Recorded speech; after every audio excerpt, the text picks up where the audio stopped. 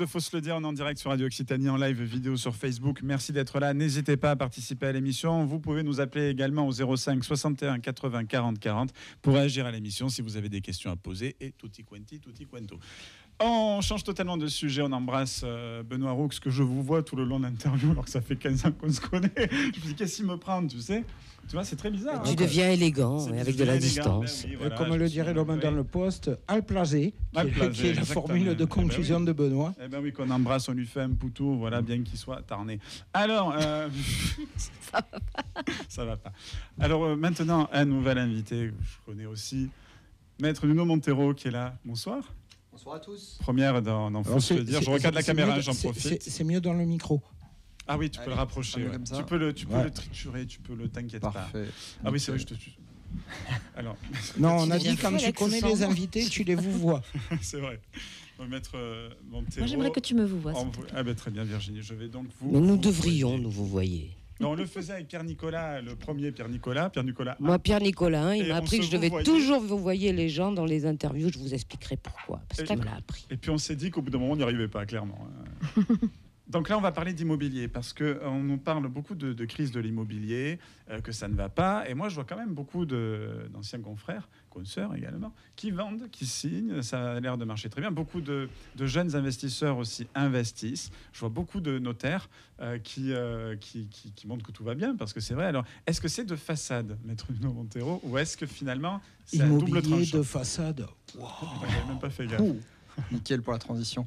Oui, bien entendu, il faut toujours se méfier en fait entre ce qu'on peut voir, ce qu'on peut montrer, parce qu'il y a un côté rassurant de faire croire en fait à son entourage que tout va bien. Oui, on prête qu'aux riches. Voilà. La réalité, c'est que tout ne va pas si bien que ça. C'est pas dramatique. Pour l'instant, on assiste concrètement à une baisse de volume conséquente au niveau des transactions. Et c'est le cas dans toute l'Occitanie, mais également dans toute la France. Donc c'est vrai que voilà, c'est pas de façade. Oui, c'est pour ça que tous les riches ils achètent à Dubaï en fait. Exact. Tu vois, j'ai réussi à acheter à Rangueil, mais c'était au moment où ça allait bien, où il n'y avait pas trop de problèmes de prêt. Donc s'il y a des questions autour de la table, je sais que Virginie voulait réagir aussi. Est-ce qu'on peut acheter à Bali? Est-ce qu'on peut acheter à Bali? Qui revient de Bali. Elle revient de Bali. Non, je reviens pas. Sauf que ça t'appartient pas au bout de 90 ans ou un truc. On est d'accord. Ouais, c'est ça. En fait, t'achètes, mais s'il faut pas que t'aies d'enfants. Ouais, je rejoins notre invité puisque donc moi j'ai un centre de formation dans l'immobilier. D'ailleurs, effectivement, on a moins de demandes d'abord. Tu veux dire de gens qui veulent se former au métier dans la transaction. Par contre, il y a beaucoup de besoins, je le dis, sait-on jamais, dans la gestion locative, la location et le syndic. Alors, c'est peut-être moins sexy, entre guillemets, parce que c'est très administratif. Mais là, j'ai d'ailleurs des clients qui recherchent et qui ne trouvent pas de profil. Mais sur le côté transaction, effectivement, on a moins de demandes. Et puis, j'ai aussi des clients qui, malheureusement, doivent réduire leur budget de fonctionnement parce qu'il y a moins de transactions, moitié moins pour certaines agences. Voilà. Clairement, en fait, ce qui s'est passé, c'est que historiquement, on n'a jamais eu de dose de taux aussi rapide. C'est-à-dire qu'il faut se rappeler qu'il y a encore 1 an et demi, on a vécu quelque chose d'exceptionnel, on pensait que c'était normal, et l'être humain, en fait, il est comme ça, il s'habitue aux choses exceptionnelles, il pense que c'est normal. Tu vois, on en parlait tout à l'heure. Et à qui? Et ce qui se passe, c'est qu'on était sur des crédits immobiliers avec des taux sur 20-25 ans qui frôlaient les 1%. D'accord ? Et alors, moi, je comprends rien. C'est bien ça? Pour la personne comme moi qui est complètement inculte, alors? C'est exceptionnel. C'est-à-dire qu'en gros, j'emprunte 100 000, ça me coûte que 1 000 euros d'intérêt annuel. Ah oui, effectivement. Voilà. 1% l'an. En 1 an et demi, compte tenu de l'inflation, compte tenu de la politique monétaire européenne et mondiale, en fait, les banques n'ont pas eu d'autre choix que d'augmenter leurs taux. Et on est passé de 1% en moyenne sur 20 ans à 4,50%, et dans les semaines à venir, on sera certainement autour de 5%, et on devrait atteindre ce qu'on appelle un plateau, étant donné que pour la première fois depuis 1 an et demi, ce qu'on appelle les taux directeurs qui sont dictés par les banques centrales ne vont plus augmenter. C'est-à-dire qu'on vient d'atteindre un montant, on l'espère, maximum. Les banques ont encore un petit peu de marge, mais en tout cas, on est passé, ce qu'il faut retenir, c'est qu'en 18 mois, on est passé de 1% à quasiment 5% au niveau des taux d'intérêt, ce qui fait que votre crédit vous coûte forcément beaucoup plus cher. C'est énorme. Donc tu dois rembourser 5 000. Tu dois rembourser 5 000. Ce qui veut dire que tu peux emprunter moins et tu diminues ce qu'on appelle ta capacité d'endettement, ton pouvoir d'achat. clairement, ça veut dire qu'un couple, aujourd'hui, s'ils avaient acheté il y a 1 an et demi, par rapport au pouvoir d'achat aujourd'hui, ils ont perdu entre 80 et 120 000 euros en fonction de leurs revenus. Wow. Ce qui veut dire que si toi, tu es vendeur à cette époque, forcément, tu as moins d'acquéreurs potentiels, tout simplement. Et qui dit moins d'acquéreurs potentiels, dit moins de volume. Et la suite logique, c'est mathématique. Lorsque le volume baisse au niveau des transactions immobilières, c'est que les prix vont devoir baisser obligatoirement. Alors, sachant qu'en plus, je me permets juste un avis de lambda pour avoir discuté récemment avec mon banquier, que j'embrasse, parce que j'ai un banquier, ma foi, très sympathique. Il m'expliquait un truc tout bête, c'est qu'à l'heure actuelle, sur les taux de vérification avant de faire un prêt, alors si tu es en CDI, ils vont remonter que sur 6 mois. Si tu es, par exemple, ce qui est mon cas, auto-entrepreneur, ils vont remonter sur 2 ans. Et tu as intérêt sur 2 ans à avoir du chiffre d'affaires. Voilà. Tu n'as pas intérêt à avoir eu la grippe 15 jours et au lieu de faire 2000 ou 3000, d'avoir fait 1500. Sinon, le prêt, tu t'assois dessus, quoi. Il y a même des banques qui demandent en fait 3 bilans pour ceux qui sont donc à leur compte, ceux qui sont entrepreneurs. 3 bilans minimum pour pouvoir emprunter. Et bien entendu, il faut que ce soit des bons bilans. Il ne suffit pas d'avoir 3 bilans, mais 3 bilans pourris. Donc, bon, après, ils n'ont pas le choix. Si un directeur de la banque peut pas changer la Mercedes, et là on est emmerdé, quoi. Moi, j'ai une question. Pendant le Covid, au bout d'un moment, il y avait le taux négatif qui était passé en dessous de... Enfin, T négatif. Oui. Est-ce que c'est vrai que, à cause ou grâce à ça, il y a des riches qui se sont encore plus enrichis ? Alors c'est toujours pareil, bien entendu. On dit que les crises en fait permettent aux riches de s'enrichir et malheureusement les pauvres continuent de s'appauvrir. Alors ça a été vrai pendant le Covid, c'est encore vrai aujourd'hui parce que comme il y a de moins en moins de gens qui peuvent emprunter, j'ai de moins en moins d'acquéreurs potentiels, donc le peu de personnes qui peuvent se positionner, ce sont les personnes qui peuvent payer cash. En face, on a des vendeurs qui, eux, s'ils ont l'obligation de vendre et qu'ils ont peu d'acquéreurs potentiels, ces vendeurs vont être enclins, en fait, à accepter des propositions à la casse. Donc c'est pour ça que les marchands, ceux qui ont aujourd'hui un pouvoir d'achat, se positionnent à la baisse.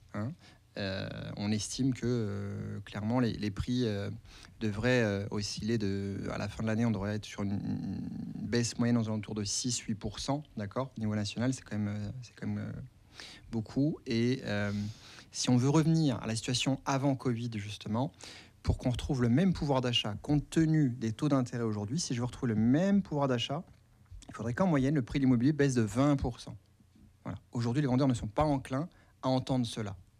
Sauf s'ils sont dans une situation compliquée, séparation, succession, voilà. Et pour répondre encore plus précisément au sujet des taux qui étaient en effet négatifs, les taux directeurs étaient négatifs, c'est-à-dire qu'en fait, les États, en fait, quand ils plaçaient de l'argent, ils étaient rémunérés en fait pour cela. Et alors ça, c'est pour quand on parle des taux directeurs, c'est pas ce qui s'applique aux particuliers, d'accord ? Donc il y a des conséquences sur l'économie, mais pas directes. C'est pas parce que j'ai un pouvoir d'achat que je peux aller placer de l'argent où je veux et faire des emprunts d'État. Non, c'est pas comme ça que ça fonctionne. Juste petite parenthèse, les taux sont remontés très vite, mais il ne faut pas oublier quand même qu'à l'époque, en tout cas de mes grands-parents à moi, les taux étaient de combien ? 10 ? C'était énorme. 12 ou 15%. 15 même. Voilà. Elle triche parce que c'est une fille et qu'elle sait qu'on n'a pas le droit de demander l'âge des filles, donc on ne peut pas avoir l'âge de ses grands-parents et savoir quand ça remonte. Exactement. C'est pas bien ça. Non, je crois dans les années 90, c'est ça ? Je ne me trompe pas, oui. Sûrement, oui. Oui, je crois. Clairement, moi j'ai vu des actes avec des taux à 17, 18, 19%. Voilà. Et les gens ne s'en plaignaient pas. Mais comme on le disait tout à l'heure, ce qui se passe, c'est que l'être humain, il s'habitue aux bonnes choses. Bien sûr. Donc comme il s'est habitué pendant 2-3 ans à avoir des taux à aller entre 1 et 2% maximum, aujourd'hui, quand on lui parle de taux à 4-5%, l'être humain a l'impression que c'est inadmissible et du coup, il ne veut pas acheter. Et il y a une paralysie totale. Il y a deux choses. Il y a le biais psychologique en fait, des acquéreurs. Ils disent non, c'est pas le moment, je ne vais pas acheter. Alors ça, pour le coup, c'est ridicule parce que tu vas pas acheter. On diffère pas un projet d'achat en fonction d'un taux. Si la banque te prête, tu achètes et au besoin, lorsque les taux vont baisser, taux qu'on peut renégocier. C'est ça. Tu iras le renégocier ton taux. Et si ta banque ne veut pas, tu iras chez la concurrence et tu feras un rachat de ton prêt. Les gens qui diffèrent en fait leur projet d'investissement et qui par exemple restent locataires, le montant qu'ils payent en loyer pendant 1 an et 1 an et demi, le temps qu'ils diffèrent leur projet. c'est de l'argent qui est à fond perdu. Ils rattraperont jamais ça, même avec une baisse de taux. Quelle horreur, c'est mon cas. Ouais, mais chou. Non, mais encore faut-il que le banquier soit d'accord. Moi, il y a un truc que je trouve génial ces temps-ci, c'est que les banquiers, quand tu vas les voir, ils te disent « Non, mais attendez, bon, on comprend votre situation, ça pourrait vous aider et tout, mais ces temps-ci, vous n'êtes pas top. Revenez nous voir quand vous aurez... Ouais, mais connard, quand j'aurai des thunes, est-ce que j'aurai vraiment besoin de venir te voir ?» On ne peut pas mettre les bips, là, voilà, quoi. On peut pas mettre de bip en direct, donc c'est un peu compliqué, ouais. Non, mais ça va, j'ai 25 ans de radio Occitanie. Voilà. Les gens ont l'habitude que je sois pas très poli comme garçon. Et on a l'ARCOM qui, t'inquiète pas, elle se gérer. Mais c'est vraiment ça, tu as entièrement raison. C'est qu'aujourd'hui, en fait, les banquiers ne veulent pas prendre de risques parce qu'ils ne veulent pas de casse, d'accord ? Et forcément, ils sont très très vigilants sur les conditions d'octroi du crédit. C'est-à-dire que, outre les taux qui ont augmenté, même lorsque tu as des bons revenus, on va éplucher en effet tes comptes pendant plusieurs mois et on va regarder ton taux d'endettement. Et imagine, en fait, tu as d'autres charges à côté. C'est pas parce que tu as des bons revenus que tu vas pouvoir emprunter. Donc, il est assez facile de conclure et de dire qu'en effet, aujourd'hui, les banquiers prêtent plus facilement aux gens qui ont déjà de l'argent. C'est pas le but à la base d'un prêt, mais c'est la réalité. Mais est-ce que c'est pas un peu contre-productif parce que s'ils donnent pas l'argent, en fait, l'économie ne tournera pas?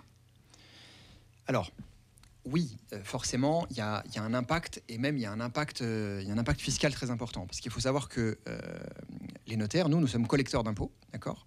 Et forcément, les ventes immobilières, ça fait partie des impôts les plus importants qui sont collectés en fait dans les caisses de l'État.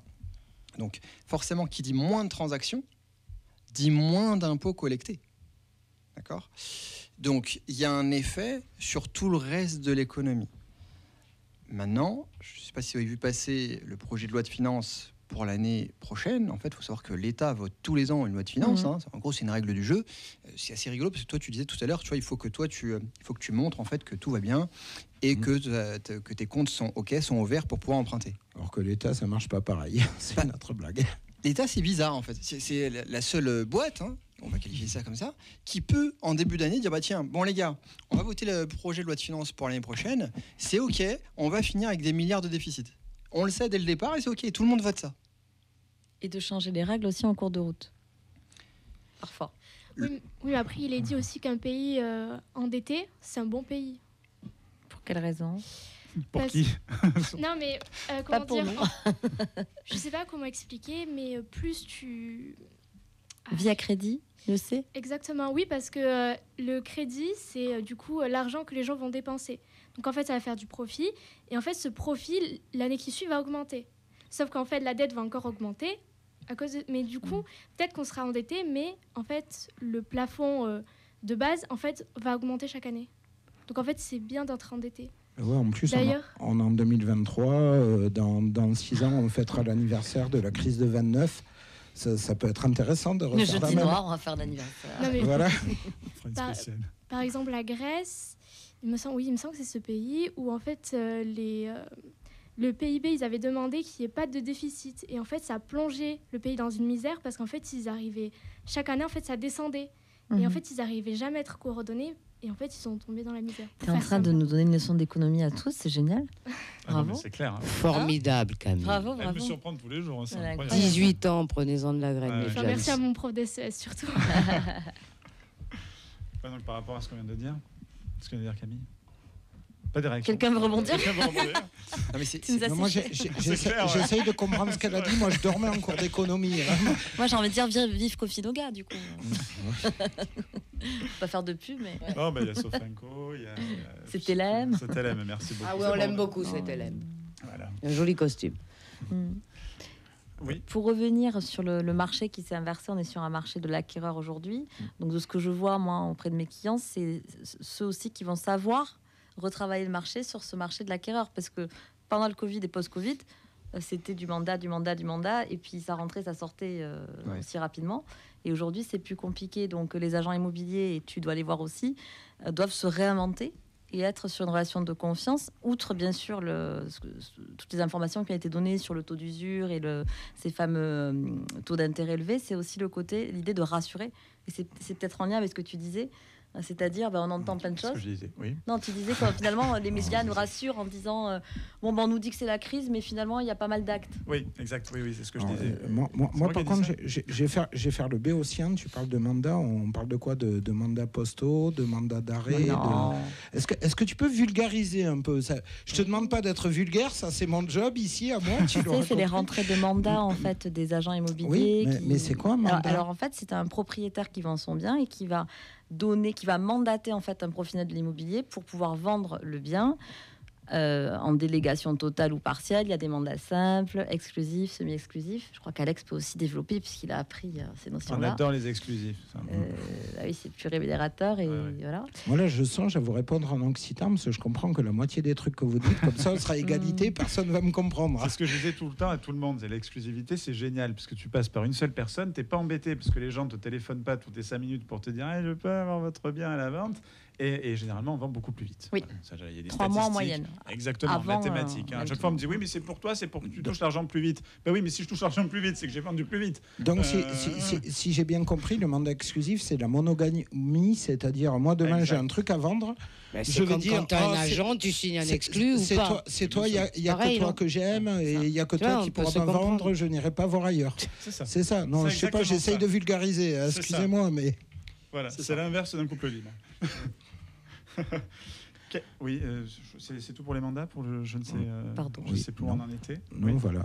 Moi, j'avais posé la question toute bête aussi à un notaire. Quelles sont les difficultés que vous rencontrez le plus aujourd'hui? Parce que c'est vrai qu'on parle souvent des notaires en disant, selon le bien, ça va à 10 000 euros de frais de notaire, etc. On dit, mon c'est Dieu, cher le notaire. C'est notaire. Oui, mais tu vas voir. C'est cher le notaire. Tu vas voir, il y a un piège. C'est que. Moi, j'y vais. Bonne soirée à tous. Allez, salut. Un plaisir. Pour moi. C'est qu'on se dit, le notaire touche beaucoup d'argent. Les notaires se gavent. C'est vrai, on entend toujours le notaire. Le notaire, quel enfer. Est-ce que le notaire est clair? Voilà. De notaire. Pardon. Bon, et donc, parce que attention, le temps presse, parce qu'après après Maître Notero, nous avons un policier. Donc voilà. Et en réalité, j'espère qu'il vient pas pour moi. Je viens pas pour moi. Okay. Mais en réalité, c'est pas vrai. On est d'accord. C'est beaucoup pour l'État. Il y a du vrai. C'est vrai que il faut se l'avouer. A priori, quand même, un notaire gagne plutôt bien sa vie. Ouais. Il faut l'avouer. Au resto, c'est lui qui paye. Il gagne bien sa vie, sauf en période de conjoncture telle qu'on traverse actuellement. Voilà. Donc c'est toi qui vas payer. Alors, souvent on dit c'est vrai, on dit le terme frais de notaire. En réalité, ce qu'on devrait dire, ce sont les frais d'acquisition, d'accord? Parce que dans les frais, 90% de la somme, ce sont des impôts que le notaire collecte pour le compte de l'État. En fait, nous sommes collecteurs d'impôts. Les clients payent en fait au notaire et le notaire reverse à l'État. Et donc, lorsque j'achète dans l'ancien, ça représente 5,80% de mon prix d'acquisition, d'accord, les droits de mutation. Derrière, il faut également payer ce qu'on appelle les débours. Ce sont les sommes que le notaire doit avancer pour la bonne constitution du dossier, pour que le dossier soit complet et qu'il n'y ait pas de difficulté, qu'il n'y ait pas de risque juridique dans l'acte de vente. C'est quand même le rôle du notaire de s'assurer de cela. Et ensuite, bien entendu, il y a la rémunération du notaire, ce qu'on appelle les émolutions. Donc déjà, il faut savoir que ces émolutions, ils sont fixés selon un barème national qui s'applique... Émolutions. Oh là, c'est les honoraires, on peut dire. Alors, on parle pas d'honoraires, mais c'était pour donner un synonyme. C'est la rémunération du notaire. Alors on essaiera de le replacer pour voir. Ah ouais, j'ai moulu. Dans la prochaine émission, on le placera dans la prochaine émission. Pardon, excusez-moi. En gros, c'est des honoraires, mais qui sont fixés par un barème national qui s'impose au notaire. Déjà, ce qu'il faut savoir, c'est que quel que soit le notaire avec qui vous allez travailler, ça sera le même coût. C'est la certitude, en fait, de quel que soit le notaire de France, en fait, qui va travailler sur le dossier, parce qu'un notaire a une compétence nationale, eh bien, vous allez payer le même montant au notaire. Et qui est un ou deux notaires, c'est-à-dire que vous soyez vendeur ou acquéreur, vous avez la possibilité d'être représenté par votre propre notaire sans que cela génère un coût supplémentaire. Voilà. J'ai une question, pardon. Oui, Virginie. J'ai entendu dire que normalement un notaire ne peut pas refuser une affaire. En effet. Est-ce que oui. Alors moi personnellement, je peux en parler. J'ai été soumise à des droits de succession et on a accepté l'héritage à concurrence de l'actif, ce qui est un dossier très long qui dure 18 mois. Et de ce que j'ai cru comprendre, on m'a dit, je l'ai accepté pour te faire plaisir, mais normalement, j'aurais pu ne pas l'accepter parce que c'est beaucoup de travail, c'est pas très rémunérateur. Donc, je sais pas si on parle d'un code de déontologie, mais clairement, est-ce que vous pouvez refuser des affaires qui ne sont pas assez rémunératrices? Alors, si on suit justement notre déontologie et nos règles professionnelles, nous ne pouvons pas refuser. Nous sommes ce qu'on appelle requis d'instrumenter. Donc, dès lors que nous sommes requis d'instrumenter, on doit instrumenter. Ce qui se passe, c'est que certains sont requis d'instrumenter, mais soit font traîner un peu les dossiers pour que le dossier parte ailleurs, soit parfois tout simplement parce qu'ils n'ont pas la compétence. C'est aussi possible de ne pas avoir une compétence particulière sur un dossier. Et ils peuvent vous dire, tiens, je ne fais pas trop de succession, je ne fais pas trop de droit à la famille, je ne fais pas trop de droit des sociétés, va plutôt voir un confrère.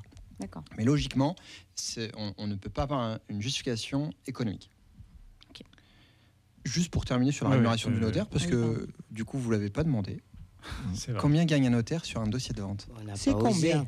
Combien gagne un notaire? 5%, c'est juste pour l'État alors. 5,80, c'est ce qui va à l'État sur une vente. L'agent immobilier, il gagne combien en général? Et là-dessus? Sur une vente. En général, le taux, le pourcentage de l'agent immobilier. Je l'ai plus en tête. Ça dépend moi, j'ai même plus en tête sa date, du montant de la vente en fait. Donc, on oscille souvent entre 4 et 7%. Oui, c'est ça. Voilà. Jusqu'à 10, j'ai vu parfois. 10, pas plus tard que la semaine dernière, j'ai un dossier de vente qui rentre avec 10% d'honoraires pour l'agence immobilière. On parle d'un gros dossier, un dossier à 1 million. Donc, s'il faisait quand même 100 000 euros d'honoraires pour l'agence immobilière, c'est pas mal. C'est pas mal. Voilà, c'est pas mal. C'est gentil, c'est gentil. Surtout qu'un chiffre d'affaires moyen d'une agence immobilière, c'est 500 000 euros, je crois. D'une agence moyenne, oui. Après, on a de plus en plus de gens qui sont indépendants, des mandataires. Du coup, ça... Ah oui, d'accord. Et vous passez combien de temps pour un dossier, à peu près? Ou ça dépend? Pour un dossier, ça va vraiment dépendre de la difficulté du dossier. Mais déjà, il y a un délai qui est en général de 3 mois entre une promesse de vente et une vente. Alors, on ne va pas travailler au quotidien pendant ces 3 mois, mais il y aura plusieurs jours de travail. Voilà. Il faut savoir que, par exemple, un dossier, une promesse de vente, il y a quasiment 10 heures de travail sur une promesse de vente.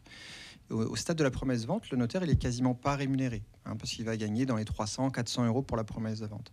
Donc le notaire, en fait, il va gagner de l'argent si la vente, elle va au bout. C'est-à-dire que si la vente se casse la figure parce que l'acquéreur s'est rétracté ou parce qu'une des conditions n'est pas réalisée, par exemple, l'acquéreur n'a pas obtenu son financement. C'est le cas en ce moment. Oui. Moi, j'ai 52% des ventes qui pètent depuis le début de l'année. 52%. Et donc, dans ces cas-là, c'est ta tournée, tu touches rien. Tu n'as pas touché. Tu as fait ton dossier, tu as touché les 300 euros de frais de promesse de vente pour 10 heures de travail. Super. Voilà. Et du coup, tu n'es pas rémunéré. Alors, si par contre, tu vas jusqu'au bout de la vente, un notaire gagne 0,8% sur le montant de la vente. Si on est 2 notaires, on va se partager ces 0,8. Moi, j'avais une question toute bête, si on peut. Alors, désolé, je sors du sujet immobilier, mais alors, c'est pas compliqué. Les notaires, les gens, les 3 quarts du temps, quand on va les voir, c'est un peu comme quand on te dit qu'il faut aller voir ton dentiste ou ton banquier parce que tu as découvert, ou quand tu es un mec et que tu as passé un certain âge, qu'on te dit qu'il faut aller chez un proctologue, tu vas pas ravi, quoi. T'es pas en mode, je pars en vacances à Bali ou un truc comme ça. Donc, que ça revient à chaque fois. Bali. Il y a des parler de Bali. C'est de la jalousie. Il y a des trucs sympas que font les notaires. Il y a des moments où, à moins que tu sois de la famille Bettencourt et que la vieille soit morte, tu te dis je vais aller chez le notaire et tu es content d'aller chez le notaire ou... Alors, c'est sûr. Là, il a pris des pincettes. Ouais, vous avez de la chance. Là, tu te l'as fait en politiquement correct. Très, très correct. Il n'y a pas de difficulté. Je suis joueur. Non, mais tu as raison. C'est vrai qu'en général, en fait, passer chez le notaire, c'est quelque chose de subi. Tu te dis pas, tiens, c'est cool, je vais voir mon notaire. Quoi. C'est pas, voilà. Oui, alors, pour le coup, il faudrait inverser cette image. C'est-à-dire que les notaires, de plus en plus, passent d'un rôle passif à un rôle actif. C'est-à-dire qu'on n'attend pas en fait, que le client vienne et qu'il exprime un besoin. On va appeler, nous, les clients, pour travailler sur certains sujets, et notamment des optimisations patrimoniales, par exemple. C'est-à-dire que tu as raison, si tu attends le décès, c'est-à-dire qu'en France, par exemple, la fiscalité successorale, elle est exorbitante. Donc, en gros, si tu ne fais rien, en fonction de qui sont tes héritiers, peuvent être taxés jusqu'à 60% de droits de succession. Soit tu es OK avec ça, et du coup, en effet, tes héritiers vont subir le jour où tu vas partir, parce que, outre le fait qu'ils soient dans le chagrin, ils vont se manger des droits de succession qui peuvent être très importants. Et bien, soit tu ne souhaites pas cela, et tu ne souhaites pas que l'État français soit ton principal héritier, du coup, tu vas anticiper. Et du coup, ton notaire, tu le vois avec un petit peu plus de sympathie. Moi, quand même, je trouve que parfois, ils sont de bons conseils. Ça m'est arrivé. Nous sommes là pour ça, donc j'espère bien. Je ne sais pas le raconter à l'antenne, mais moi j'ai réussi à couillonner un notaire. Très bien. C'était le final. Vous voyez, vous aviez été épargné et puis bing. Moi, j'ai une petite anecdote, si on a le temps. Ah oui, toujours. J'ai ma cousine qui est notaire en dehors de Toulouse et qui m'avait raconté que dans un cabinet de notariat, mais il y a très très longtemps, à l'époque où les testaments se faisaient qu'en manuscrit. Oui. Alors c'est pareil, c'est un notaire qui a raconté, je ne sais pas si c'est une légende urbaine, mais paraîtrait-il qu'il y a un monsieur, il était tellement mécontent à la lecture du testament qu'il l'aurait mangé. Ouais. Tu la connais cette histoire? Tout à fait, donc elle est véridique? Là, c'est une histoire vraie. Tu vois, en disant, mais puisque c'est ça, claque, et le gars, il bouffe le testament. Il n'y a plus de testament. Non. Disparition de testament. Donc il a fallu le chercher. Enfin, non, je sais pas. Voilà. Donc c'est une vraie histoire. Oui, c'est une vraie histoire. Tu vois, on en revient au proctologue que j'évoquais tout à l'heure. Finalement. Ça revient toujours. Voilà. Bon, bah oui, c'est vrai que donc l'immobilier en ce moment, voilà, les notaires font un très bon travail pour avoir acheté. Moi, j'avoue que le notaire, au contraire, on le voyait, on était content d'y aller parce que tu te dis au moins, tu sais que c'est clean, que c'est super. Et même quand tu es dans l'immobilier, quand tu travailles dedans, c'est vrai que le notaire, au moins, ça met tout le monde à plat et on sait que ça ne peut que bien se passer. Quand tu travailles dans l'immobilier, pas comme tu travailles dans le notaire. Quand tu travailles dedans, on va préciser. Là, de ce que tu dis, tu accompagnes aussi sur l'optimisation fiscale, donc par exemple sur la création de SCI ou la SARL familiale. Et c'est ce qui te permet peut-être aussi de pallier les manquements de... En fait, on dit souvent qu'un notaire, il accompagne ses clients à toutes les étapes importantes de leur vie juridique, hein, de la naissance jusqu'au décès, parce qu'on parle beaucoup d'immobilier, parce que les notaires en France, je précise, les notaires en France ont le monopole de la publicité foncière, c'est-à-dire que, en fait, en France, lorsque tu veux acheter un bien, tu n'as pas d'autre choix que d'aller signer chez un notaire. Il n'y a pas d'autre choix, tu es obligé. C'est une étape obligatoire. Après, il y a d'autres pans d'activité sur lesquels intervient le notaire. Des donations, des transmissions, des créations de sociétés. Oui. Quelque chose dont on parle peu, un mandat de protection future. Et ça, malheureusement, c'est un acte en fait qui est passé complètement aux oubliettes. Et la plupart des chefs d'entreprise devraient faire cet acte-là, ne le font pas. C'est-à-dire que demain, il arrive quelque chose au chef d'entreprise, personne ne peut gérer la boîte. Et je parle en connaissance de cause. J'ai un ami à qui il est arrivé quelque chose récemment. Eh bien, en quelques mois, en fait, ces sociétés ont dû être liquidées car personne ne pouvait gérer la boîte pendant son incapacité. Il va falloir que je vienne te voir. Donc en fait, c'est de la prévention, là. Exactement. Pour rebondir sur ce que tu dis, ça même plus loin. Moi, j'ai un copain qui s'est retrouvé salarié dans une boîte. Malheureusement, le patron s'est suicidé. Tout s'est retrouvé bloqué. Et mon pote, ils n'avaient pas le papier pour aller s'inscrire à la NPE. Donc, enfin, Pôle emploi, pardon. Je suis vieux, je dis NPE. Donc, ils ne pouvaient pas toucher au chômage. Ils ne pouvaient pas être payés parce que, on ne va pas se mentir, dans ce genre de cas, c'était une boîte de transport routier en premier, tu payes les fournisseurs. Et du coup, mon pote, il s'est retrouvé pendant 1 an à rien pouvoir toucher, ni chômage, ni salaire. Donc, ouais, c'est vrai que ça fait partie des trucs. On ne s'en doute pas, on s'en aperçoit que quand ça arrive, et je souhaite à personne que ça lui arrive, mais c'est problématique. Moi, je pensais que la société, elle revenait aux enfants s'ils étaient en âge de...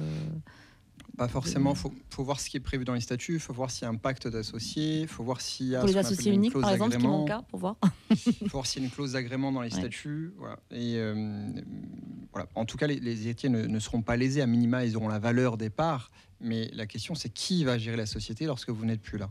Voilà. Est-ce que les enfants ont eux-mêmes la capacité de le faire? Est-ce qu'ils ont les diplômes? C'est ça, surtout. Est-ce qu'ils ont l'âge pour le faire? Est-ce qu'ils ont l'envie? Est-ce qu'ils en ont envie, j'allais dire aussi. Mais je pensais qu'eux pouvaient mandater quelqu'un. Enfin, je sais pas. Non, mais en fait, tu veux pas payer le rendez-vous, donc tu poses des questions directes. Non, mais c'est intéressant, je trouve. On enchaîne. En fait, on se pose pas la question, tu vois. Non, mais c'est une très bonne question. C'est bien que vous posiez ces questions parce que. Et dernière réponse, parce qu'après nous devrons. Moi, je dirais, pour optimiser, il faut anticiper. Donc prenez le temps, allez voir votre notaire, quel qu'il soit, anticipez. Que vous soyez un particulier, un professionnel, allez voir votre notaire. Il sera de bons conseils. Protégez-vous. Exactement. Merci beaucoup, Maître Montero, d'avoir été avec nous dans Faut se le dire sur Radio Occitanie. Et bien évidemment, tous ces conseils et tout ce qu'on vient d'apprendre aujourd'hui à retrouver sur la chaîne YouTube de l'émission très prochainement. Merci d'avoir été avec nous. Merci à vous tous, Merci. c'est un plaisir. Merci.